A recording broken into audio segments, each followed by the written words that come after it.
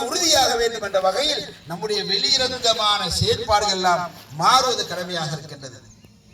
எனவே அன்புள்ள இஸ்லாமிய சகோதரர்களே, இந்த நாளையில் அல்லாஹ் விரும்பக்கூடிய இந்த நாளையில் நாம் உண்டாலும் அதுக்கு நன்மை, நாம் பருகினாலும் நன்மை, நாம் சிரித்தாலும் நன்மை, நாம் எதை சாப்பிட்டாலும் அதுக்கு அல்லாஹ் நன்மை கொடுக்கிறான்.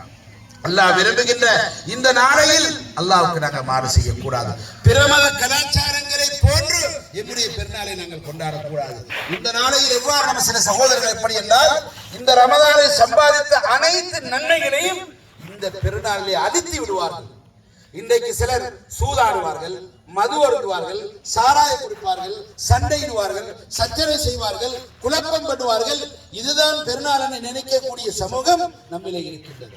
இது பிற மத கலாச்சாரத்துடைய பண்பாடுகள், பிற மதத்துடைய பண்பாடுகள். நாங்கள் முஸ்லிம்கள், முஸ்லிம் என்றாலே ஈடேற்றமானவர்கள், யாருக்கும் தொல்லை கொடுக்க மாட்டார்கள், துன்பம் கொடுக்க மாட்டார்கள். இந்த பெருநாளை யாரு தந்தாரோ அவன் சொல்வதன் பிரகாரம் இந்த பெருநாளை நாங்கள் கழிக்கக்கூடிய இருக்க வேண்டும். அன்புள்ள சகோதரர்களே, சிலத்துல் அர்ஹாம், குடும்பத்தோடு சேர்ந்து வாழ்வதில் முதலாவதாகத்தான் பெற்றோரை நாம் பார்க்க வேண்டும். இன்று எத்தனையோ பேர் நாங்கள் குதூகலமாக வாழுகின்றோம், நம்முடைய பெற்றோர்கள் கஷ்டப்படுகிறார்கள், சிரமப்படுகிறார்கள். சரியான சுவையான ஒரு உணவு கிடையாது, விருப்பமான ஆடை கிடையாது, ஒதுக்கப்பட்டவர்களாக இருக்கிறார்கள். எனவேதான் நபிகள் நாயகம் ஸல்லல்லாஹு அலைஹி வஸல்லம் சொன்னார்கள், பெரும் பாவங்களில் ஒன்று உங்களுடைய பெற்றோரை நீங்கள் கவனிக்காமல் வருகின்றது. இன்றைக்கு எத்தனை வீடுகளில் மாளிகைகளாக எல்லாம் நிறைந்த வீடுகளாக நம்முடைய வீடுகள் இருக்கின்றது. ஆனால் நம்முடைய பெற்றோர் இருக்கின்ற வீடு ஒரு குடிசையாக இருக்கின்றது, ஒரு ரூமாக இருக்கின்றது, வசதி இல்லாத இருக்கின்றது, ஒதுக்கப்பட்ட ஒரு பெற்றோர்களாக இருக்கின்றார்கள். நபிகள் நாயகம் ஸல்லல்லாஹு அலைஹி வஸல்லம் சொன்னார்கள், பெற்றோர்கள் இருந்து ஒருவன் சொர்க்கம் போவலையா அவன் நாசமா போவான் சொன்னார். وَقَضَى رَبُّكَ أَلَّا تَعْبُدُوا إِلَّا إِيَّاهُ وَبِالْوَالِدَيْنِ إِحْسَانًا. அல்லாஹ் தௌஹீதை சொல்கிறான், அல்லாஹ்வை வணங்குங்கள் என்று சொல்கிறான். அதற்கு அடுத்ததாக அல்லாஹ் சொல்லக்கூடிய விஷயம், உங்களுடைய பெற்றோரை நீங்கள் கவனித்துக் கொள்ளுங்கள். இன்று எத்தனையோ பெற்றோர்கள் கண் வடிக்கின்றார்கள், மகன் பார்ப்பதும் இல்லை, மகன் பார்ப்பதும் இல்லை, குடும்பத்திலே பார்ப்பதும் இல்லை. ஒரு முசாபிருக்கு உணவளிப்பதை போன்று, ஒரு சாவ போற ஒரு ஆளுக்கு எதுக்கு இவ்வளவு கொடுக்க வேண்டிய நினைப்பை போன்று ஏனோ தானோ என்று கவனிக்கின்றார்கள். அன்புள்ள சகோதரர்களே, அன்னாருடைய மனம் நோகும் பொழுது, பெற்றோருடைய உள்ளம் நோகும் பொழுது நமக்கு அல்லாஹ்வுடைய சாபம் வந்து கொண்டிருக்கும். பரக்கத்து கிடைக்காது, எதுவுமே கிடைக்காது. எனவேதான் குடும்பங்களை சேர்ந்து வாழுகின்ற விஷயத்தில் நபி ஸல்லல்லாஹு அலைஹி வஸல்லம் சொன்னார்கள், உங்களுடைய ஆயுளில் விசாலம் வேணுமானா இருந்தால், உங்களுடைய ரிஸ்கிலே விசாலம் வேணுமானா இருந்தால் நீங்கள் குடும்பத்தோடு சேர்ந்து வாழுங்கள். உங்களுடைய வயதிலே அதிகம் ஏற்பட வேண்டும் இருந்தால், பரக்கத்து நிறைய வேண்டுமாக இருந்தால் நீங்கள் பெற்றோரை கவனித்துக் கொள்ளுங்கள். சொர்க்கம் போவதற்கும் பாவங்கள் மன்னிக்கப்படுவதற்கும் குடும்பத்தோடு சேர்ந்து வாழ்வது, பெற்றோரை கவனிப்பது மிக பிரதானம் என்று நபிகள் நாயகம் ஸல்லல்லாஹு அலைஹி வஸல்லம் சொல்லியிருக்கிறார்கள். எனவே அன்புள்ள சகோதரர்களே, இந்த பெருநாளை நாங்கள் சுமூகமாக, அழகானதாக, அல்லாஹ்வும் அல்லாஹ்வுடைய ரசூலும் சொன்னதாக நாங்கள் இதை கழிப்பதற்கு முயற்சிக்க வேண்டும். இந்த நாளையில் தொழுகையை நாங்கள் வீணடிக்க கூடாது. இந்த நாளையில் யாரை நாங்கள் வம்புக்களுக்க கூடாது. இந்த நாள் நபிகள் நாயகம் ஸல்லல்லாஹு அலைஹி வஸல்லம் சொன்னார்கள், கபறுகளுக்கு கூட போக கூடாதுன்னு சொன்னார்கள். கபறுகளை சென்று சியாரத்து பண்ணலாம், தன்னுடைய பெற்றோர், தன்னுடைய குடும்பத்தார். ஆனால் பெருநாள் அன்றைக்கு மாத்திரம் என்று போகக்கூடாது. ஏன்?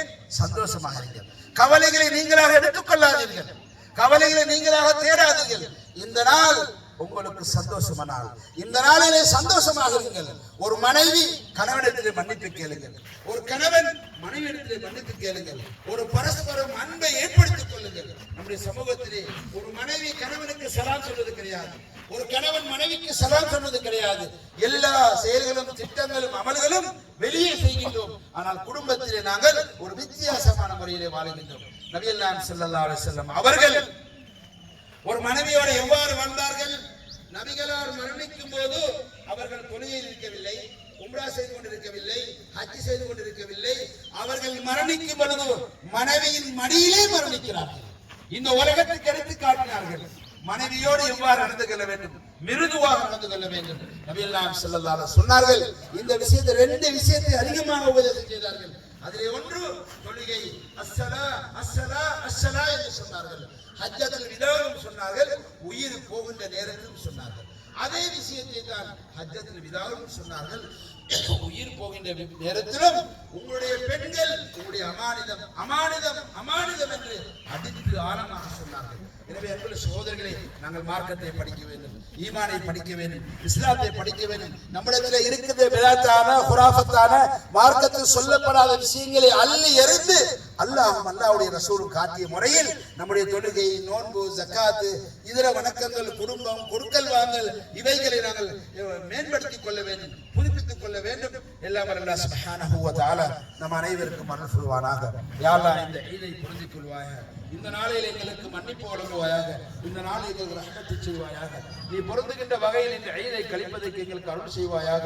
வல்ஹம்துலில்லாஹி ரப்பில் ஆலமீன்.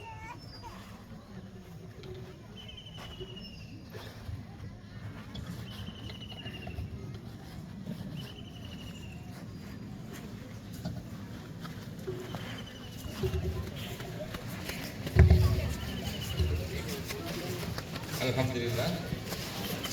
எங்களுக்கு இன்றைய குத்பா பிரசங்கத்தை நிகழ்த்திய அஸ்ர் அல்ஹாஜ் அசீம் யூசுஃபி அவர்களுக்கு என்னுடைய நிர்வாக சார்பாகவும் மஹல்லவாசி मैं अवस्था में अपने पुलिस पर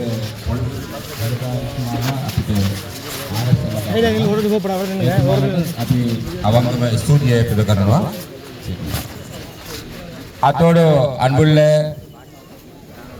உலமாக்களே, பெற்றார்களே, தாய்மார்களே, சகோதர சகோதரிகள் அனைவருக்கும் இந்த நேரத்திலே ஈத் முபாரக் கூறி உங்களுக்கு வாழ்த்துக்களை கூறிக்கொள்கின்றேன். எங்களுக்கு இந்த நேரத்திலே இந்த இடத்துக்கு தொழுகை நடத்துவதற்காக பாடசாலை மைதானத்தை தந்தறிய எங்களுடைய பாடசாலையின் அதிபர் அவர்களுக்கும், இந்த இடத்திலே விரிப்புகளை விரிப்பதற்காக படங்குகள் மற்றும் பாய்களை தந்துதவிய அந்த நல்லுள்ளங்களுக்கும் இந்த நேரத்திலே மனமார்ந்த நன்றிகளை தெரிவித்துக் கொள்கின்றோம். அத்தோடு இங்கே வாகனங்களை நேற்றைய தினம்